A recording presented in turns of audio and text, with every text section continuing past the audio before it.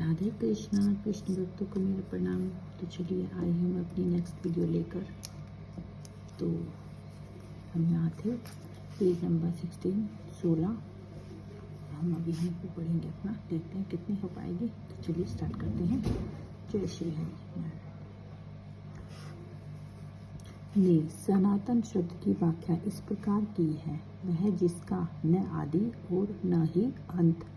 अतएव जब हम सनातन धर्म के विषय में बातें करते हैं तो हमें श्रीपाद रामानुजाचार्य के प्रमाण के आधार पर यह मान लेना चाहिए कि इसका न आदि है न ही अंत। अंग्रेजी में रिलीजन शब्द सनातन धर्म से थोड़ा भिन्न है। रिलीजन से विश्वास का भाव सूचित होता है और विश्वास परिवर्तित हो सकता है। किसी को एक विशेष विधि से विश्वास हो सकता है और वह इस विश्वास को बदल कर दूसरा ग्रहण कर सकता है, लेकिन सनातन धर्म उस क्रम का सूचक है जो बदला नहीं जा सकता। उदाहरणार्थ, न तो जल से उसकी तरलता विगल की जा सकती है, अलग की जा सकती है, या अग्नि से ऊष्मा विगल अलग की जा सकती है। ठीक इसी प्रकार जीव से उसके नित्य कर्म को अलग नहीं किया जा सकता। सनातन धर्म जीव का साक्षात अंग है। अतः जब हम सनातन धर्म के विषय में बात करते हैं तो हमें श्रीपाद रामानुजाचार्य के प्रमाण को मानना चाहिए कि उसका न तो आदि है और न ही अंत। जिसका आदि व अंत न हो वह सांप्रदायिक नहीं हो सकता, क्योंकि उसे किसी सीमा में नहीं बांधा जा सकता। जिसका संबंध नहीं संप्रदाय से होगा वह सनातन धर्म को भी सांप्रदायिक मानने की भूल करेगा। किंतु यदि हम इस विषय पर गंभीरता से विचार करें तो और आधुनिक विज्ञान के प्रकाश में सोचे तो हम सहज ही देख सकते हैं कि सनातन धर्म विश्व के समस्त लोगों का ही नहीं अपितु ब्रह्मांड के समस्त जीवों का है। भले ही असनातन धार्मिक विश्वास का मानव इतिहास के पृष्ठों में कोई आदि हो, लेकिन सनातन धर्म की इतिहास का कोई आदि नहीं होता, क्योंकि यह जीवों के साथ साक्षात चलता रहता है। यहाँ तक का जीवों का संबंध है। प्रमाणिक शास्त्रों का कथन है कि जीव का न तो जन्म होता है और न ही मृत्यु। गीता में कहा गया है कि जीव न तो कभी जन्मता है और न ही मरता है। वह साक्षात तथा अविनाशी है और यह क्षणभंगुर शरीर के नष्ट होने के बाद भी रहता है। सनातन धर्म के स्वरूप से प्रसंग में हमें धर्म की धारणा को संस्कृत के मूल शब्द के अर्थ को समझाना होगा। धर्म का अर्थ है जो पदार्थ विशेष में सदैव रहता है। हम यह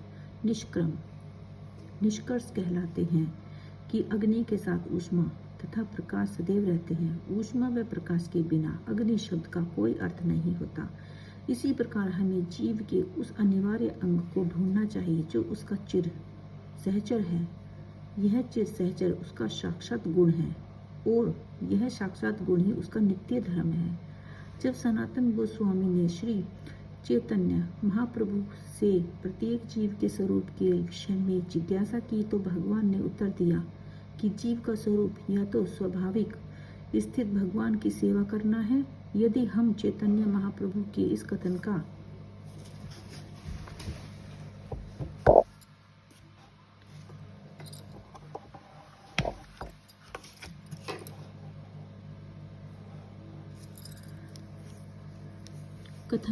विश्लेषण करें तो हम देखेंगे कि एक जीव दूसरे जीव की सेवा में निरंतर लगा हुआ है। एक जीव दूसरे की सेवा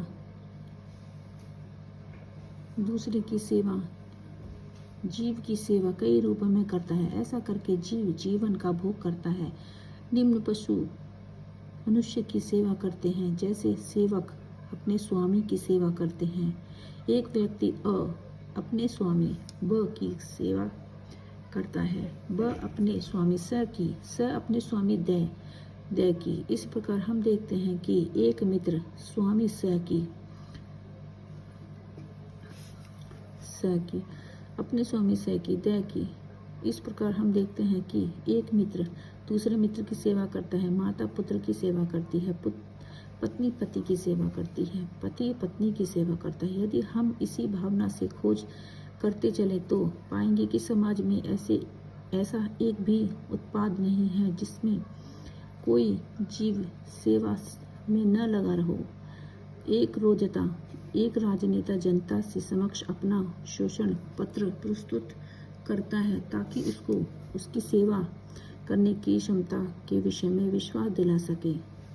फलत मतदाता उसे यह सोचते हुए अपना बहुमूल्य मत देते हैं कि वह समाज की बहुत महत्वपूर्ण सेवा करेगा। दुकानदार अपने ग्राहकों की सेवा करता है और कारीगर शिल्पी पूंजीगतियों की सेवा करते हैं। पूंजीपति अपने परिवार की सेवा करता है और परिवार साक्षात जीव की साक्षात सेवा क्षमता से राज्य की सेवा करता है। इस प्रकार हम देख सकते हैं कि कोई भी जीव अन्य जीव की सेवा करने से मुक्त नहीं है। अतएव हम यह निष्कर्ष निकाल सकते हैं कि सेवा जीव की चिर सहचरी और सेवा करना जीव का साक्षात धर्म सनातन धर्म है।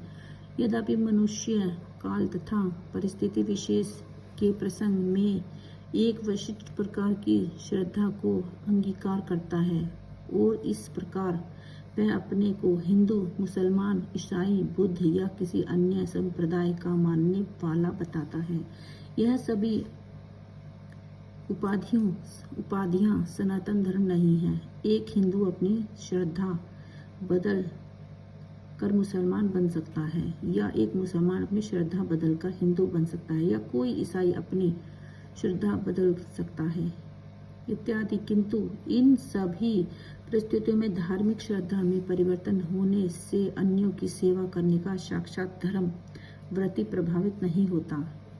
हिंदू, मुसलमान या ईसाई समस्त परिस्थितियों में किसी न किसी के सेवक हैं। अतएव किसी विशेष श्रद्धा को अंगीकार करना अपने सनातन धर्म को अंगीकार करना नहीं है, सेवा करना ही सनातन धर्म है। वस्तुतः भगवान के साथ हमारा संबंध सेवा का संबंध है। परमेश्वर परम भोक्ता है और हम सारे जीव उनके सेवक हैं। हम सब उनके भोग सुख के लिए उत्पन्न किए गए हैं और यदि हम भगवान के साथ उस नित्य भोग में भाग लेते हैं तो हम सुखी बनते हैं। हम किसी अन्य प्रकार से सुखी नहीं हो सकते। स्वतंत्र रूप से सुखी बन पाना संभव नहीं। जिस प्रकार शरीर का कोई भी अंग अदर से सहयोग किए बिना सुखी नहीं रह सकता, परमेश्वर के दिव्य प्रेम में सेवा किए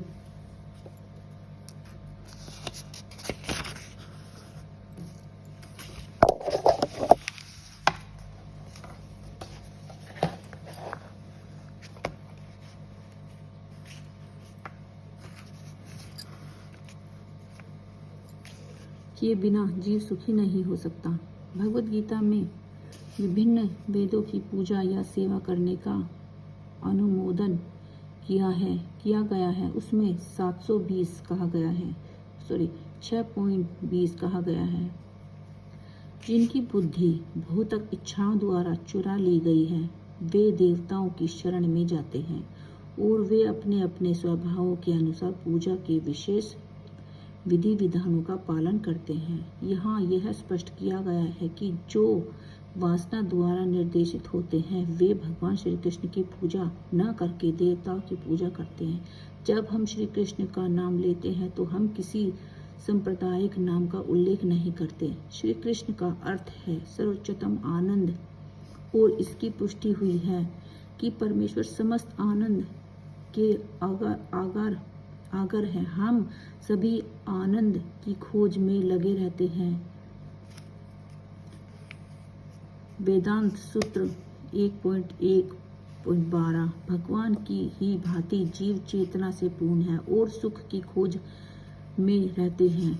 भगवान तो हमेशा सुखी हैं और यदि जीव उनकी संगति करते हैं तो उनके साथ सहयोग करते हैं तो वे भी सुखी बन जाते हैं। भगवान इस मर्त्य लोक में सुख से पूर्ण अपनी वृंदावन लीलाएं प्रकाशित करने के लिए अवतरित होते हैं। अपने गोपी मित्रों के साथ, अपनी गोपिका सखियों के साथ, वृंदावन के अन्य निवासियों के साथ तथा गायों के साथ उनकी लीलाएं सुख के ओतप्रोत थी, आसपास थी। वृंदावन की सारी जनता श्री कृष्ण के अतिरिक्त अन्य किसी को नहीं जानती थी, परंतु भगवान श्री कृष्ण ने अपने पिता नंद महाराज को भी इंद्रदेव की पूजा करने से निरुत्साहित किया, क्योंकि वे इस तथ्य को प्रतिष्ठित करना चाहते थे कि लोगों को किसी की भी पूजा करने की आवश्यकता नहीं है, उन्हें एकमात्र परमेश्वर की पूजा करनी चाहिए, क्योंकि उनका चरम लक्ष्य उनके भगवान के धाम को वापस जाना है। भगवत गीता में 14.6 भगवान श्री कृष्ण के धाम का वर्णन इस प्रकार किया है। मेरा परम धाम न तो सूर्य या चंद्रमा द्वारा, न ही अग्नि या बिजली द्वारा प्रकाशित होता है। जो लोग यहाँ पहुँच जाते हैं वे इस भौतिक जगत में फिर कभी नहीं लौटते। यह श्लोक उस साक्षात आकाश परम धाम का वर्णन प्रस्तुत करता है। निसंदेह हमें आकाश की भौतिक कल्पना है और हम इसे सूर्य, चंद्र, तारे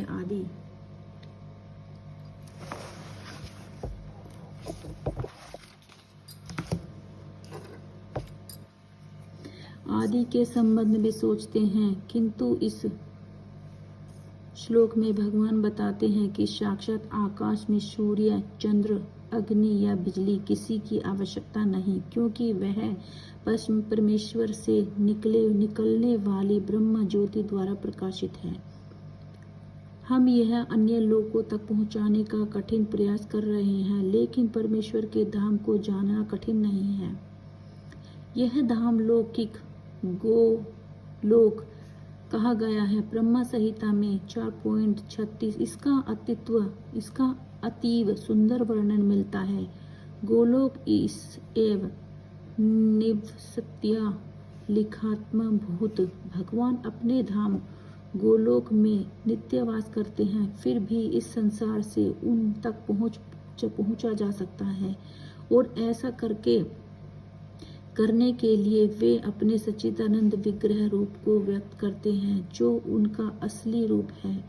जब वे इस रूप को प्रकट करते हैं तब हमें उनकी कल्पना करने की आवश्यकता नहीं रह जाती कि उसका रूप कैसा है। ऐसे काल्पनिक चिंतन को निस्वाहित करने के लिए ही वे अवतार लेते हैं और अपने श्याम सुंदर स्वरूप को प्रकाशित करते हैं। दुर्भाग्यवश अल्पज्ञ लोग उनकी हंसी उड़ाते हैं, क्योंकि वे हमारे जैसे बन कर आते हैं और हमारे साथ मनुष्य रूप में खेलते कूदते हैं। लेकिन इस कारण हमें यह नहीं सोचना चाहिए कि वे हमारी तरह हैं। वे अपनी सर्वक्त क्षमता के कारण ही अपने वास्तविक रूप में हमारे समक्ष प्रकट होते हैं और अपनी लीलाओं का प्रदर्शन करते हैं, जो उनके धाम में होने वाली लीलाओं की अनुकृतियां प्रतिरूप होती हैं। आध्यात्मिक प्रकाश आकाश की तेजोमय किरणों ब्रह्म ज्योति में असंख्य लोग तैर रहे हैं। यह ब्रह्म ज्योति परम धाम कृष्ण लोक से अद्भुत होती है और आनंदमय तथा चिंतन लोक जो भौतिक नहीं है, इसी ज्योति में तैरते रहते हैं। भगवान कहते हैं न तत्व भासयते सूर्य न संस्कांडो न पालक यदा गत्वा न निर्वर्तते तद्धाम परमम्। जो इस आध्यात्मिक प्रकाश तक पहुंच जाता है उसे इस भौतिक आकाश में लौटने की आवश्यकता नहीं रह जाती। भौतिक प्रकाश आकाश में यदि हम सर्वोच्च लोक ब्रह्मलोक को भी प्राप्त कर लेते हैं, चंद्रलोक का तो कहना ही क्या, तो वहाँ भी वही जीवन की उपस्थितियाँ, जन्म मृत्यु व्यवधि यथा जरा होगी। भौतिक ब्रह्मांड का कोई भी लोक संसार के इन चारों नियमों से मुक्त नहीं है। सारे जीव एक लोक से दूसरे लोक में विचरण कर रहे हैं, किंतु ऐसा नहीं है कि हम यांत्रिक व्यवस्था करके जिस लोक में जाना चाहें वहां चले जाएं। यदि हम किसी अन्य लोक में जाना चाहते हैं तो उसकी विधि होती है। इसका भी उल्लेख हुआ है। यान्ति देवव्रता देवांत पितरन यान्ति पितृव्रता। यदि हम एक लोक से दूसरे लोक में विचरण करना चाहते हैं तो उसके लिए किसी यांत्रिक व्यवस्था की आवश्यकता नहीं होती। गीता का उपदेश है, यान्ति देवव्रता देवान चंद्र सूर्य तथा उच्चतर लोक स्वर्गलोक कहलाते हैं। लोकों की 3 विभिन्न स्थितियां हैं। उच्चतर। जय श्री कृष्ण। आज के लिए इतना ही। राधे कृष्णा।